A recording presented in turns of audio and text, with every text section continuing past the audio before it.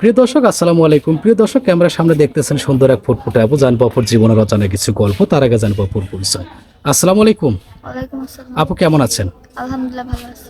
আপু আপনার নাম কি, দেশের বাসা কোথায়? আমার নাম সানজিদা আক্তার, আমার দেশের বাড়ি জামালপুর সরিষাবাড়ি। জামালপুর সরিষাবাড়ি, তাই তো? তো আপু আপনার বয়স কত? 19 বছর। 19 বছর। পরিবারে কে কে আছে? মা বাবা আছে, বাবা অসুস্থ, মা বাসা বাড়িতে কাজ করে। মা বাবা সকলেই আছে, তাই তো?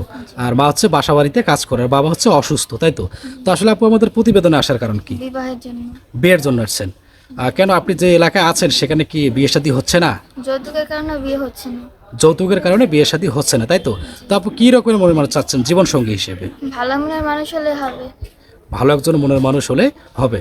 আচ্ছা, মানে তার যদি 3-4টা বউ থাকে, কোনো সমস্যা হবে? জি না, আমার কোনো আপত্তি নেই। আর তার বয়স যদি 60 বা 65 হয়, কোনো সমস্যা হবে? জি না।